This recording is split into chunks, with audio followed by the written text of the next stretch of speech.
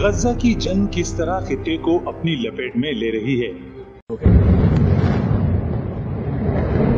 اسرائیل کی جنگی جرائم کی گواہی دینے والی خاتون کون ہے؟ Of people about sexual assault, about inhumane sanitary conditions. اور نیتن یاہو نے اپنے وزراء کو مسجد اقصی میں داخلے سے کیوں روک دیا؟ ان تمام کی تفصیل شامل ہے اس رپورٹ میں۔ شام کے سرکاری میڈیا کے مطابق وسطی علاقے پر اسرائیلی فضائی حملوں میں کم از کم 14 افراد جاں بحق جبکہ 50 کے قریب زخمی ہو چکے ہیں، جن میں سے 6 کی حالت تشویشناک بتائی جا رہی ہے۔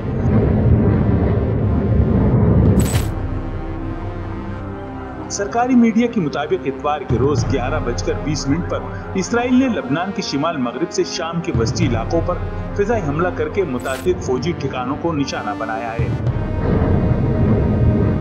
فلسطینی مقبوضہ مغربی کنارے تلکرم، ملتا اور وسطی غزہ بریج اور نصیرات کے پناہ گزین کیمپوں پر بھی رات گئے اسرائیلی حملوں میں 7 سے زائد فلسطینیوں کے جاں بحق ہونے کی اطلاعات ہیں۔ اللہ اکبر! اسرائیل کی جانب سے غزہ کے بعد اب لبنان پر باقاعدہ جنگ کے آغاز کی جانب واضح اشارہ دیا جا رہا ہے۔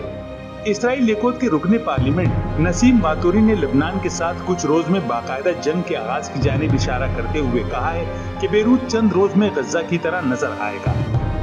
اسرائیل کی جنگی کابینہ کے سابق رکن بینی گینٹس نے کہا ہے کہ اسرائیل کو اب اپنی توجہ غزہ سے لبنان کی طرف منتقل کرنی چاہیے۔ غزہ کی وزارت صحت نے اطلاع دی ہے کہ 7 اکتوبر سے اب تک غزہ میں اسرائیلی فوج کے ہاتھوں شہید ہونے والے فلسطینیوں کی تعداد 40,972 ہو گئی ہے، جبکہ مزید 94,761 افراد زخمی ہوئے ہیں۔ غزہ کی وزارت صحت نے اطلاع دی ہے کہ اسرائیلی فوج نے گزشتہ 24 گھنٹوں کے دوران 37 فلسطینیوں کو شہید اور 145 کو زخمی کیا ہے۔ قیدیوں کی وکالت کرنے والے گروپوں کا کہنا ہے کہ اسرائیلی فورسز نے گزشتہ دنوں کے دوران مغربی کنارے سے کم از کم 35 فلسطینیوں کو حراست میں لیا ہے۔ ادھر اسرائیلی انسانی حقوق کی تنظیم کی ڈائریکٹر یولی نواک نے ویڈیو لنک کے ذریعے اقوام متحدہ کی سلامتی کونسل میں یہودی بالادستی کے لیے اسرائیلی حکومت کے مجرمانہ طرز عمل اور جنگی جرائم کے ارتکاب سے پردہ اٹھاتے ہوئے لوگوں کی غیر قانونی بے دخلی، فاقہ کشی اور قتل و غارت گری مچانے کا الزام لگایا ہے۔ We heard about sleep deprivation, about starvation of people, about sexual assault, about inhumane sanitary conditions that people are held in. And those things and many more became what we figured out from all these testimonies became the norm in Israeli prison system. انہوں نے کہا کہ 7 اکتوبر کے حملوں کے بعد اسرائیلیوں کی اجتماعی صدمے کا فائدہ اٹھاتے ہوئے پورے خطے پر اسرائیلی کنٹرول کے منصوبے کو پرتشدد طریقے سے آگے بڑھایا گیا ہے۔ ان کا کہنا تھا کہ یہی نہیں بلکہ اسرائیل اپنے قیام سے ہی یہودی بالادستی کے منصوبے پر کاربند ہے۔